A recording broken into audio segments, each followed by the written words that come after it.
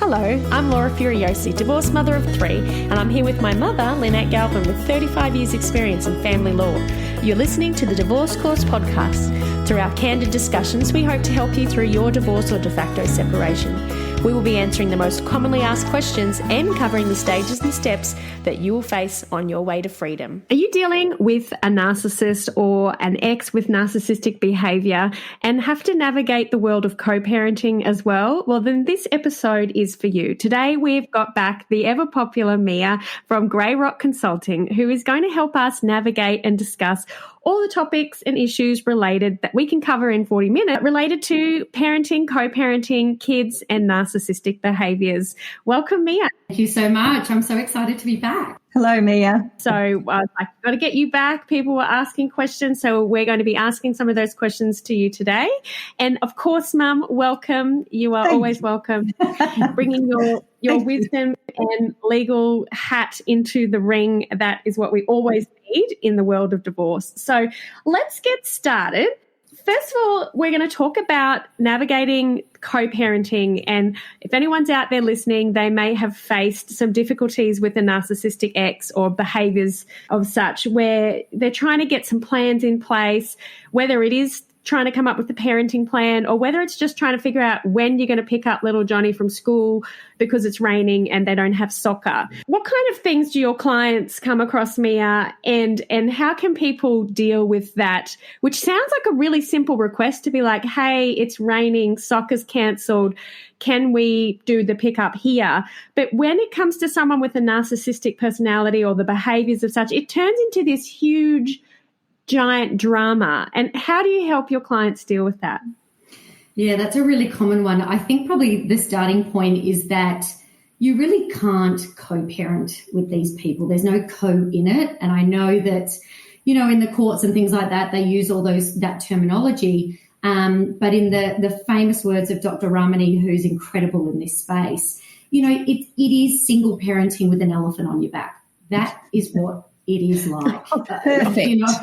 It's just the best thing I've heard, sad but true. And I thought, gosh, that's just so spot on.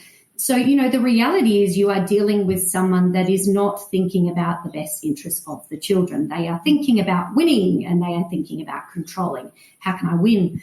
So in that situation where little Johnny's soccer's cancelled because it's raining, it's an opportunity for something, whatever it might be.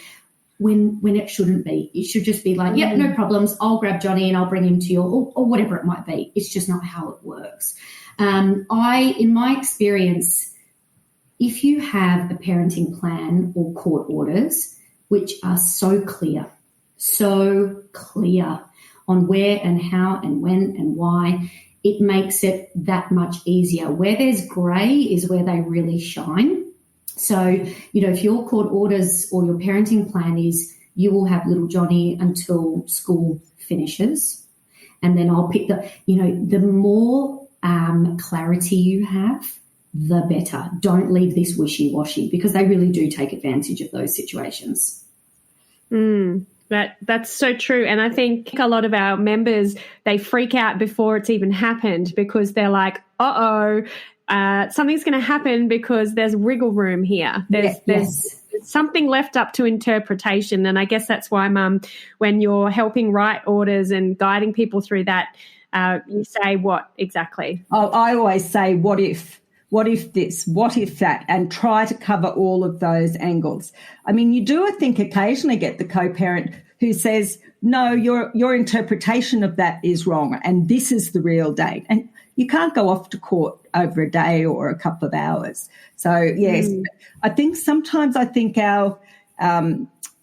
judiciary has a more of a fantasy idea about co-parenting sometimes. In the early days, the court would say, if you've had to come to court about children, you can't co-parent. And Judge Bell used to just refuse any application for equal shared parental responsibility on that basis. And I miss that. Then there are other judges who go, just because you disagree doesn't mean you can't co-parent. But sadly, so often, the disagreement over the child makes the child like that kind of old-fashioned wishbone in the middle. And but still, that's where we're at. And it does require you I think it requires the person who's not that way inclined to have enormous fortitude carrying that elephant. And I think, Mia, if you want to talk about maybe that point you made, whereas you need to realise they're coming from a place of not the best interest in the children, it's more about how can I have a win? So what can people do in those instances? Is there any way you can stop that? Or is it just something you have to get used to? So it's one of those situations, and I'll repeat it until I'm blue in the face, you will never change them. Don't ever approach this from a position of, I can change them. Maybe they can change, but that's a matter for them and it's not a matter for you. So accept who you are dealing with, and the more you try and reason and get them to see your way, the more you're going to spiral down that horrible path of the back and the forth and this and that. So we always come back to, for that example, and I bet the people listening to this don't hear that example of, well, little Johnny's soccer's been cancelled because it's raining, and go, what a silly example. They hear that and they go, yes, that is me. I hear all of you out there. It's really, really tricky. And like Lynn said, no judge is going to come to your rescue within the hour to interpret your court orders. So you've kind of left to your own devices here. So we always come back to, they might not be thinking about the best interests of the children, but I tell you who is, you. And again, it is parenting with the elephant on your back, because you feel like, I'm always doing the right thing. I'm always making concessions. I'm always, get out of that frame of mind and go into what is best for little Johnny. Now, if Dad can get little Johnny and instead of going to soccer, they're going to have a milkshake together and then he drops them off, fine. And if he never does that for you, fine. But it's about what's right for little Johnny here. Does he need to see two parents at the school gate having a tug of war over where he goes? No, he absolutely does not. He really does not. So first and foremost, every time. But it's hard. And I guess when you were saying, I always have to do the right thing, I'm always doing all this work, I guess you could rephrase it and reframe it in your head and go, I'm always being the good parent, aren't I great? I guess that's something you could remind yourself. Yes, huh? Yeah. A lot of people say that to me, and it's often if they've come out of a domestic violence situation where probably throughout the relationship they gave in. As they've come out of that relationship and begun to heal and feel their own space, then they really can't abide the thought of giving in one more inch to the person who used to bully and control them. And everyone needs to focus back on the child, because they're only little ones. And you can end up, if you're not careful, having 5 or 6 years of a child's life used up in the court. And you think maybe they were 5 when you started and they're 11 when they finish. That's their childhood pretty well cooked. So there is a lot of giving in and a lot of sacrifice you have to make, I think, to be the right, to help the child get through this without feeling like a burden. And I mean, even the exaggerated size and the, they pick up on that. You're going to have to learn we have to learn to do it with good grace, I think.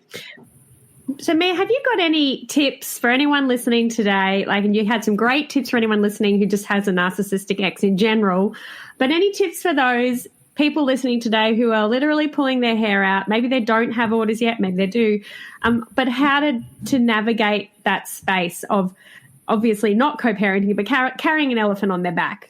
Yeah, and I think the starting point that's really important to acknowledge is, these little kids or child, it's like your heart outside of your bodies. They are so important to you and they are your world, and you can see what's happening and you can see what's going on, and it hurts your soul. I'm not being dramatic. It really does.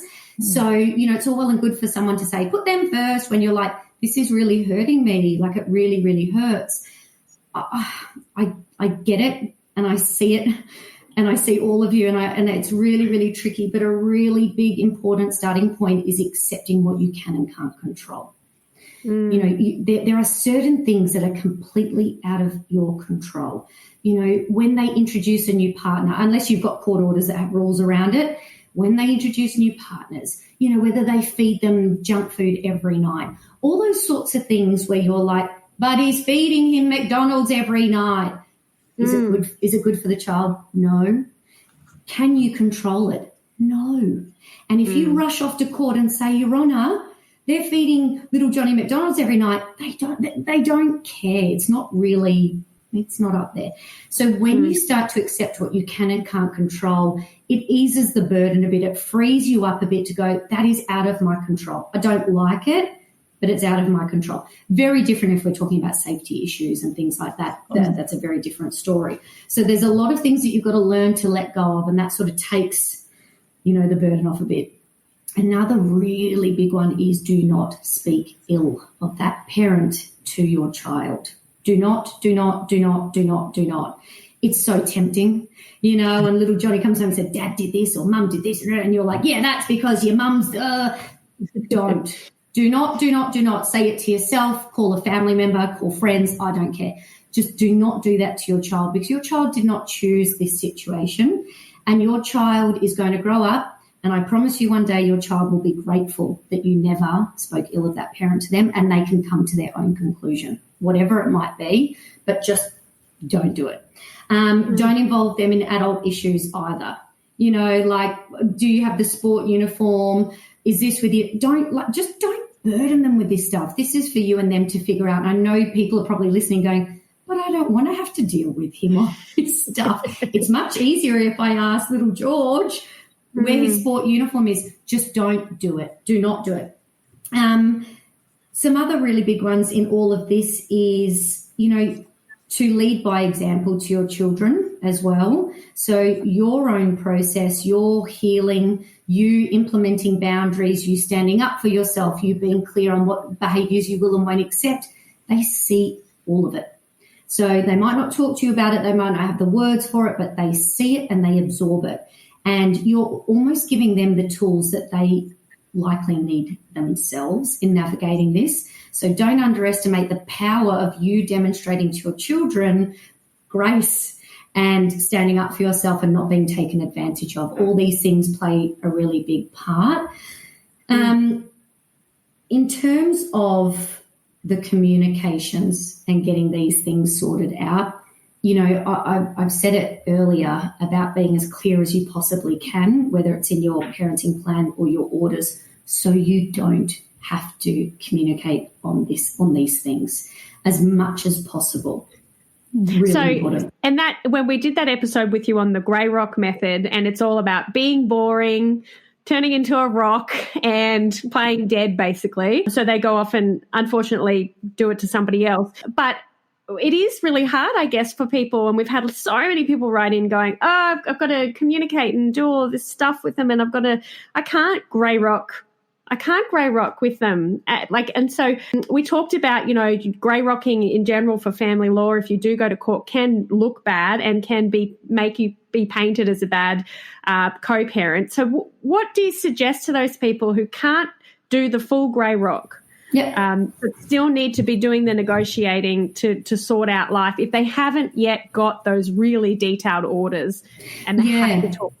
So there's some really interesting tools in this space where, for example, say you raised with them an event of some sort or something that you need, whether it be a school uniform or for them to drop them somewhere or whatever it might be, but something pretty, nebulous. There's nothing too big in it. And they come back and say, well, why would I drop the sport uniform? Because last week you got in here late and the other week you did this. And the reason we have to deal with all this stuff is because you made this choice, and you're like, just ask for the sport uniform, Yeah. Now, what you'll find is a lot of people go, but I didn't do that last week, and we were only late because that there was traffic, and they end up down this path.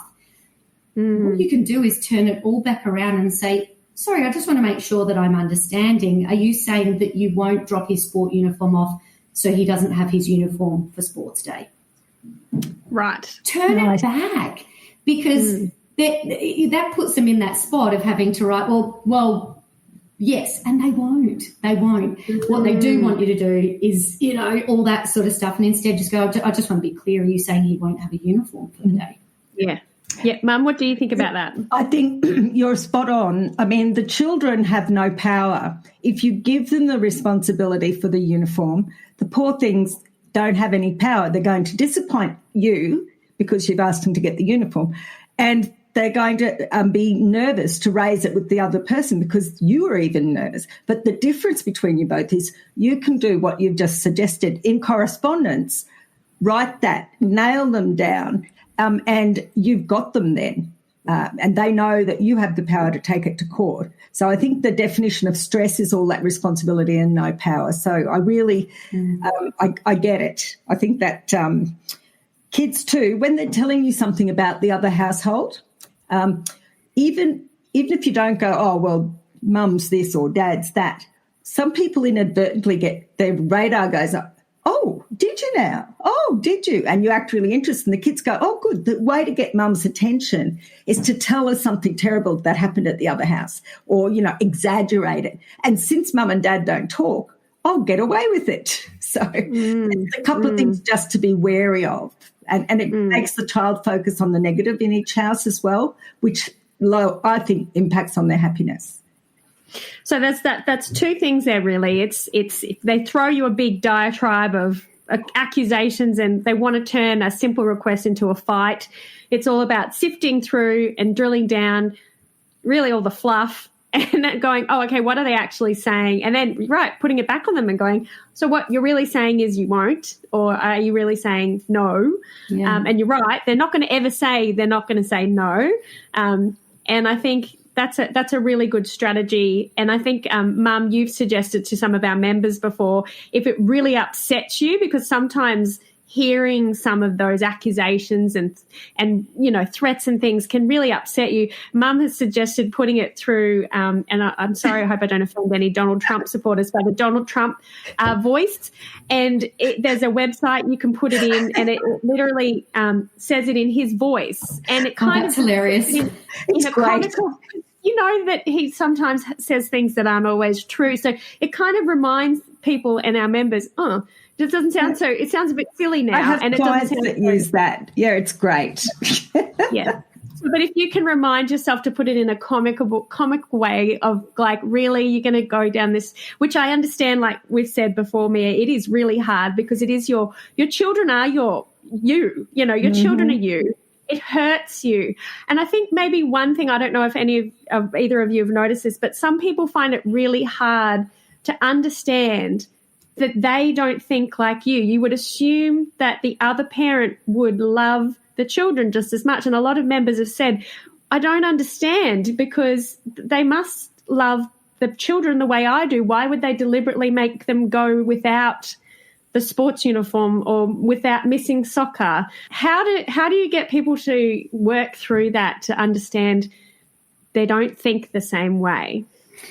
Yeah, that's a really tricky one because that comes back to that acceptance piece. And, it's really hard to accept that someone you loved, someone you had children with can act in this way and can think this way. And I think that's why so many people think, well, if I just explain or if I just say, no, come on, you know me better than that. Now, there's only so many times where you can touch the stove and burn your hand and realise every time I touch the stove, my hand gets burnt. It's like your hand will continually get burnt. Don't expect anything different. That's hard to accept, and it almost involves a bit of grieving, to be honest. It's really, really, really tricky, but so important in order to master this so that they can't get at you. You accept that when you go to them for something, you accept that you might not get it and you might get it. You've got no attachment to the outcome because I tell you, as soon as you want something, it's like a sixth sense, they know it and they will go hell for leather the other way. So, Mum, when you've been in court, and if any of our listeners aren't in court yet, but potentially all this communication will make its way to court, and let's look at that example of the sports uniform that Mia made. We could have one example where they said, oh, do you mind dropping off the sports uniform? And then their ex has just gone on this big accusation thing. And then all they've written back is, are you saying you're not going to give back the sports uniform? That's one that gets shown to the court. Or the alternative, if they don't use that strategy and they defend themselves and try and explain and then it becomes this big long fight, what different impacts do those two types have in the family court for any of our listeners? Yeah. You've made it this far. You've separated or made the decision, and that's a big deal, and that takes courage, and we totally respect that. The problem now is you don't know what the next step is to do. You might have some idea, but you're worried it might be costly or you might make a mistake. We don't all have a lawyer on speed dial to ask those little questions swirling through our minds or to fully explain the process in plain speak. If this is you, you've come to the right place. This course was created because I wish I'd known what I do now. Lynn knows the law and we both know what it is like getting divorced. It was during my divorce that she realised how much more support and information is needed for people going through this process. Knowledge is power. We're all capable of learning and doing things to help us to get to a better life. Mum and I want to give this knowledge and know-how to you and save you money while we're at it. Empower, educate and equip yourself with the legal know-how and the tools you need to get your divorce, property settlement and children's matters finally settled. Work through the course at your own pace without feeling confused, lost, scared or overwhelmed with family law legal jargon and processes. If you're ready, join us at www.thedivorcecourse.com.au and click on Find Out More about the DIY Divorce Blueprint. Said, oh, do you mind dropping off the sports uniform? And then their ex has just gone on this big accusation thing. And then all they've written back is, are you saying you're not going to give back the sports uniform? That's one that gets shown to the court. Or the alternative, if they don't use that strategy and they defend themselves and try and explain and then it becomes this big long fight. What different impacts do those two types have in the family court for any of our listeners? Yes. To motivate them, maybe? Well, the big discussion that where each of you is sort of one's accusing, one's justifying. It gets, I think, TLDR, too long didn't read. Okay. The judges try to read all of that stuff, but I can almost see their eyes glaze over as they see two parents fighting. So you are best to do that nice, short answer. And a way to take some of the sting out of them having control over you, like you're not sure until you hear from them, is it this or is it that? You know, oh, I hate being in control of this person. We'll have two plans. One if they say no, one if they say yes. And then it's not going to be that big a problem for if he says this or she says that, I'll just do that. And if they say this, I'll do that, you know. Yes. So sports uniform, he's going to say no or he's going to say he's out of town. That's okay. I'm going to ask my friend down the road, her kid goes to the same school, I'll borrow one. So, you know, you need to keep with your discussions, those short responses and short requests do take a lot of the fun out of it, I think, for the other party. But also, I think if you keep your discussions right on topic, they will be much more helpful and the court will see this sort of word salad for what it is. And then you summarise. We were talking about this the other day. If you're going to say to the court, oh, every change requires like dozens and dozens of messages, do a chart, do a little table and say how many messages you got in this week and how many in that week. And I did a domestic violence case once where the fellow was allowed to send messages as long as he mentioned the children. But when we counted them, it was 1,500 messages in 2 months. And that in itself was abuse. So you're saying trying to keep a catalogue of it in case you go to court. And imagine, that the judge is going to read it. Yes. And I've heard of this reactive behaviour that people get and then they get caught out. Mia, is that something that you've seen where they've just been attacked and they just blow up one day and go, oh, my God, I'm so sick of your crap, blah, blah, blah, blah, blah, and they write this big thing and then they show that to someone? Is that for something that you see? Yeah, and and I completely sympathise. And, you know, like you were saying before, where you're like, I've been controlled and now I'm out and you're still controlling me. And they just have that, oh, my gosh, I understand. But my word, are you fueling the fire? You know, are you feeding that beast because they love it? It doesn't matter if you're calling them the most horrible things under the sun. It's attention and they love it. The problem is your audience is not them. Your audience is the family court judge. They're going to read it. And they're going to potentially go, well, they're as bad as each other. Or, you know, it was a sport uniform and now they've descended into who parked the car in the left car park 6 years ago. You know, but if you keep to that, and, you know, it is, I know people find this hard to swallow, but it is massaging the ego where you can say, sorry, could you help me understand? Because they love that because they're obviously smarter than all of us. Of course. So could you help me understand? Are you saying you're going to let Johnny go to school without his school uniform for his sports day? Just help me understand. Thank you for sharing your views, the 6 pages of them. Help me understand. They struggle with this because you're not giving them what they're really wanting from you. And you're the one that's staying on point. You're the one that's staying focused on the issue at hand, which is the uniform, which is about the child. And I think any half-intelligent third party reading that will see that. But be consistent. Try not to have those explosions. Try really, do you know what? Explode, draft it to yourself. Don't send it. Do not send it. Or write it down and burn it or something like that. Don't have a record of it, but do what you need to do. Just do not send it to them. Yes. I think if you're in court, though, you're desperate to deny it because if you don't respond at all, but you can deny it in saying, like, I liked that. Thank you for sharing your views. Or you can say, I don't agree with what you've said above, but that's not the point. Can we talk about little Johnny's uniform? Sort of just so that makes them feel better. And in the world where perhaps you're going to be cross-examined on things, if they put to you something that your ex has said about you, you can say, oh, yes, but see, I didn't agree with it. Oh, but you didn't answer. Well, it wasn't about that. It was about the uniform. Yeah. And Mum, have you, because I have noticed there's this huge, the hashtag gaslight is apparently the most searched hashtag of 2022. The word narcissist, narcissistic abuse, it is huge at the moment. And I don't know whether there's an influx of them or whether we're just all discovering this behaviour. But what does the family court have a view on narcissists? Is it a bad idea to be like, there's something wrong with my ex, or, what guidelines can you give people? Because I am worried that some people get super caught up in it. Yes. And I have seen that on other social medias. Yes. And I'm worried for those people in their court cases. So what do you say to those people? I would say to those people, you're not a psychologist. Unless they are. And so don't use that label.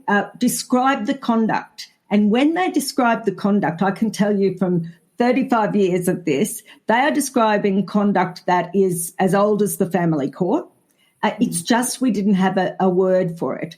But I do remember a judge saying to me years ago, he says, or at a seminar to everybody, he said, we all know you only end up in court if one of the parties is unreasonable. Sometimes both, but there has to be at least one unreasonable party because everyone else stays out of court. And that unreasonable party might have been because of a personality disorder. If you get them psychoanalyzed, I have read a few cases where the person was diagnosed as narcissist, and the view was a narcissist can't properly parent, put another child ahead of their own interests. But my word, so often what they get is a clean bill of health from the psychiatrist, and then you're stuck. So I would describe the behaviours, and the only thing the judge is interested in is the behaviour as it impacts on the child, only as it impacts on the child. So, when they say things to you and they know that perhaps you pride yourself on your cleanliness and they tell you the house was always a mess or something, you know what I mean? Don't bother putting that in, but just as it impacts the child. Yeah, and I think you touch on a really important point there that I always focus on around documenting as well, because we can't remember, every little thing that's happened and when and the time and all those sorts of things. So properly documenting, it's a task and it takes time and it can be difficult because you're sort of writing down everything that's just happened. But objective documenting of things that have happened, or even, the children come back and you notice that you have an explosion of emotions every time they come back. Those sorts of things. So if the day comes where you do need to describe the behaviours, because I agree, do not get in the court and say he's a narcissist. You want to have that documentation there so that if you do need to prepare an affidavit or whatever it might be, you can actually say, okay, he lies. Here are the examples. He, he did this, which impacted the children. Here are the examples. And you've got all that documentation there instead of sitting there and going, okay, the last 5 years, when did that happen again? I can't remember. It is quite the task, but gosh, it puts you in good stead if you ever need it. Okay, well, if everyone's listening today, start your documentation. Yes. We've always recommended like a little diary, even if you just get like a cheap $2 shop diary and you just take a little, jot down some notes on the day, because let's face it, if you do have kids, you're busy as. But even in those spaces where they're accusing you of all of these things in the email or in the thread, and you are desperate to defend yourself, you can go and write that in the diary. He accused me of this, but my response is this. But you're not giving it to him or her. And then if ever it does come up in an affidavit, you can go, what was that about again? Oh, yeah, here's my response. Exactly. Because it is something we do recommend. And Mia, I do believe you were on her podcast as well, Laurie, and her Our Children platform, where parents, co-parents, we've talked with Laurie as well, can put their discussions on the page. It's all there, black and white. You can't delete anything. It gives you a warning if it's aggressive or wrong.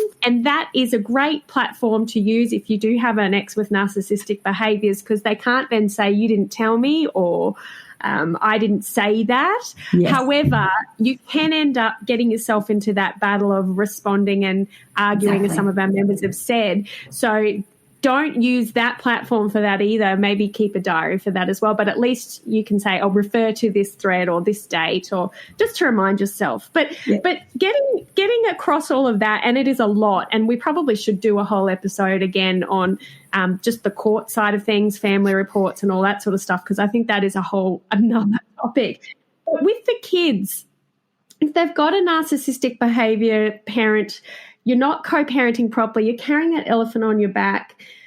We had a co-parent write to us and say, I listened to your episode. What do we do though when the dad or the mum is competing with us and they're trying to be the better parent, or they're undermining, they're finding out I was going to get them a Nintendo Switch and then they went and bought one before I could, or just that kind of nasty competitive stuff. What do you say about that, Mia? Yeah, my first reaction to that is, again, we are putting them first. What are they going to do? What are they saying? What are they thinking? And, you lose your power every single time when your focus is not you first, you and your parenting and your children. So let them be whoever they want to be. I really believe that children have an innate sense for people. I have read that children read hearts before they read minds. And I just think it's so spot on. So, the child may not have the words, my mum's narcissistic. No, but they sense these things. And at the end of the day, you can buy them whatever you want. You can buy them a palace if you like. But when they need you emotionally because they're sad, or they've had an argument with their friends, or something's happened, now that parent just cannot be there for them in the way that they need, because they don't have those tools. We all know they don't have the capability. Mm-hmm. So the child, what it needs the most, it won't get. So it will grow up and they will remember, I shouldn't say it, they will remember how they felt. That's what will happen. This is not in 5 months' time, my 6-year-old will see who they are. It's not like that at all. So it's being very clear in who you are as a parent and the safe space that you provide for them, because they'll remember when they get older. They really will. And that's a good opportunity. The child is happy either way. They get a Nintendo Switch. You need your plan A and your plan B. Okay, that's really good for my child. He's got the Nintendo Switch. If he's not allowed to bring it back to my place, I'll buy one for him to play with here. If he's allowed to bring it back, then I will get him some, I don't know, whatever, some games or Robux, whatever. So so that you just alter. You kind of just alter your course. At all times, one of my colleagues used to call keeping the children in a bubble where they're not really aware of those tensions, because a child getting a Nintendo Switch is a joyous occasion for a child. Yes. So don't don't be down on that, and just be ready with your smile to to take whatever steps are necessary to support that child. So they've got a Nintendo Switch in both houses, or you can buy them something else and they get 2 good presents. What about how do you help them, do you think, and we've had some questions about this, when the children are starting to experience the behaviours? So that's gaslighting. You've never, ever, we've never gone anywhere. We've never done anything when they have, or, you know, you're not good enough for this, or, you know, like the kind of behaviours where it's kind of shifting their reality a little bit. How can the other parent help those children navigate the narcissistic behaviours now being exposed to them? Yeah, I sort of touched on this before, which is the things that you are learning are the tools that they will also need, age appropriate. You know, so you can have a child come home and, you know, Dad said that you said this or you said that or you're the worst or whatever. And instead of turning around and saying, I never said that, I can't believe he said that. Instead of doing that, you can turn around and say, okay, it sounds like Dada might have been a bit angry when he said those things. You know, sometimes when we feel anger, we say things in a way that we don't mean. And, you know, maybe once you know, take a few deep breaths, what's some ideas that you might have when you're angry? Instead of saying hurtful things, how can we turn it around? So it's almost a lesson for them, and it's not about your mum's this, your dad's that, I didn't do that. It's like, oh, okay. Sounds like something's made him angry. I know when I'm angry I can say some things and then I apologise for them. You know, what's some things that you can do when you're angry? Another one is if there's gaslighting and things like that, you know, you can teach them about knowing what you've experienced and, you know, listening to your inner voice. And someone else might have a different view. You don't have to say your dad or your mum. Someone else might have a different view, but, you know yourself and know that if you've heard something or seen something, that's okay. The other person might just have a different perception. You know, it's tricky because it's got to be age appropriate and in a way that they can take on board, but take the personalising out of it and teach them the lesson, give them the tools. Well, I love that because the studies that they've done through the Australian Institute of Family Studies show that children who are exposed to reactive behaviour like that, so on one side a cranky person and then on the other side getting cranky back, and poor kid in the middle, they grow up to have relationships where they don't believe the evidence of their own eyes and ears, and they adapt and end up in a similar relationship. So that modelling is so important. It's intergenerational. Is it a good idea maybe for those people to take their children to see a psychologist or get them some support? And is that a good idea, Mum, in the legal space? Be careful about it in the legal space, yes, because the courts are fond of saying it's not the children who've got the problem, it's the parents who've got the problem. It's not the children, it's the parents. And if you find a psychologist for the children without consulting the other parent, they are possibly going to undermine or devalue that experience for them, and the therapeutic value will be devalued. If you think they need some support, get some agreements in place first. Probably give the panel of psychologists, get your ex to choose one. Make it therapeutic and non-reportable so that the children can be confident in saying what they want to say and getting some support back. And normalise getting support. Don't send your kids if you're not going to get some help. You know, if the trauma's been bad for them, it's been bad for you. Yeah. So can you just clarify for the listeners, Mum, what does non-reportable mean? So if you go and get counselling and it's reportable, then their files may be subpoenaed by the independent children's lawyer or the other person, and everyone gets to read what a person has said to their psychologist or psychiatrist, really. And once a child is aware of that, they'll clam up. Okay, so it's not right for the child to have to, if they aren't aware that it's going to be given to the other parent, then it can be a really nasty shock when their other parent, who, remember, is not child-focused, challenges them about things they've said. So set it up properly and be careful that they're not seeing too many different professionals. A really good place to start really is with the guidance officer at school, if they're at school, because that's a lot more normal. Lots of kids go, so they can be singled out.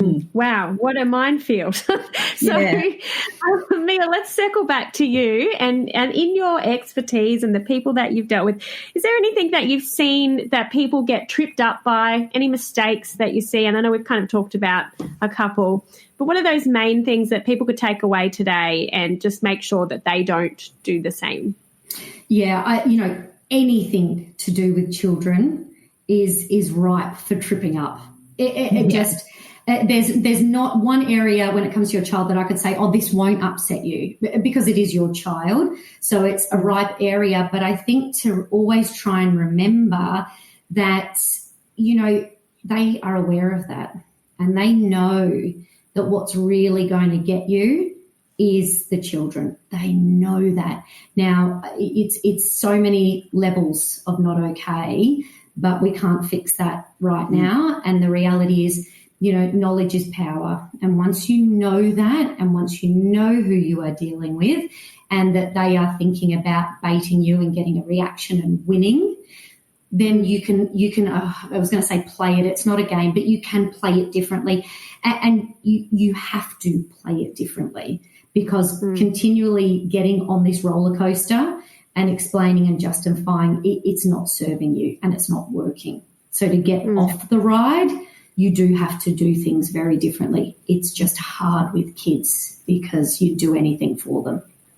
Yeah. And Mum, any things that you've seen in your time that people make mistakes with that they should probably keep an eye out for? Yes, just keep an eye out. Even though the other parent in this scenario we're talking about is all types of not helpful, not good for the child, and not the sort of person you would want your child to be careful not to run the person down in general, because you need to remember, apart from that it's damaging to them for, in terms of it, you might end up in court over it or whatever, but that they are half you and half their other parent. And you remember, like, thinking in your lives, our listeners' lives, you've got sort of Auntie Mel's legs and you've got, the same nose as Uncle Jimmy and you've got your father's eyes. So normally that's a source of comfort for people, that they are the sum total of all of their ancestry and more particularly their mother and father. If they get the message from you that you are disdainful of their other parent or you don't like their other parent, then because they like you, they may start to hate themselves or hate that part of themselves that they think is like their father or their mother. Yeah, I know. It's the saddest thing. So you have to kind of you've got to bring a lot of love to this. You've got to bring a lot of love and try and feel more sorry for the other person, that they haven't had any normal relationships, or, that they're the product of their upbringing, because we all are. And they just lacked the tools to sort of bring them out of it. But you can make sure your child has enough self-love to go forward. Yes. Okay. Now, before we finish, and we're going to talk to Mia again about how people can work with you, just to finish it a bit more lighthearted, even though these stories aren't lighthearted, but maybe to make everybody else who's going through a difficult time, carrying that elephant on their back, trying to co-parent but realising they can't, dealing with narcissistic behaviours, what's the worst thing you've ever seen a parent do? And let's go with Mia first, because you've told me one already and I think it's insane, but yeah. Yes, I'm conscious of potentially not giving away someone's story, but oh gosh, I've seen some wild ones, and I think one of the bigger ones is the purchase of an animal that was not a dog or a cat, and it required substantial time and investment, and it's just like, surprise! You're like, what? Oh gosh. Just yeah, yes, yeah. And Mum, you've seen something similar? Yes, I've seen a puppy turn up on Christmas Day on the doorstep. with no explanation to someone. I also remember someone in this gaslighting vein who was doing the poor me, your mother's left, I've got nothing.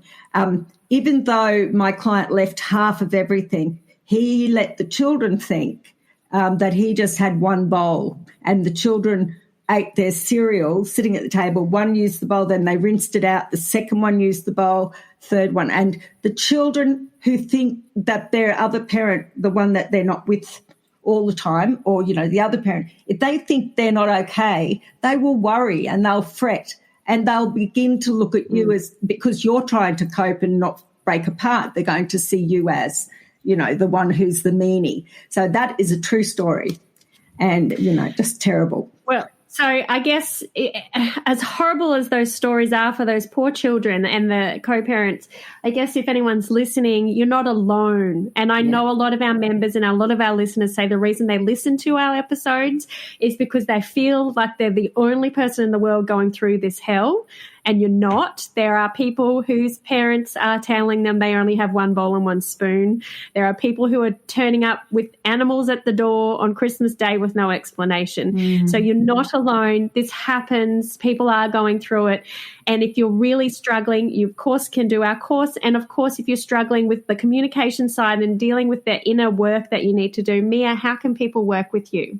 Yes, so I do one-on-one sessions with clients, but I've also launched Take Your Power Back, which is exactly that, taking your power back and becoming a master of your communications with narcissistic or high conflict personalities. And we're going to kick off in a couple of weeks. So I'd love for anyone who has listened to this and thinks, I need this, to reach out either on Instagram, which is Grey Rock Consulting, or my website, which is the same, and let's see how we can take your power back. Wow, I love the name of that in general. That's what it's all about. And we're all about empowering and educating and equipping you. And Mia's all about getting your power back. And communication is really, when it's written down, hey, Mum, it is the big kicker in the court as well as in everyday life. So to anyone who is going through any of this at home listening today, we have got your back. We've all got your back. These two amazing women, they know their stuff. I'll just ask them lots of stupid questions. But if you've got any other questions you'd like to ask, shoot us an email. If you want to get in contact with Mia and you can't find a way to, you can shoot us an email as well. Or just click on the link and go to www.thedivorcecourse.com.au. So thank you so much, Mia, for coming. And thank you, Mum, so much for your time as well. No worries. Pleasure. If you found this podcast helpful, we'd love it if you could rate, review and subscribe. By doing so, you are spreading the word to help someone else just like you. Lynn would like to remind you that this podcast is general advice only, and you should always get legal advice in relation to your particular situation. And remember that the Australian laws may have changed since recording.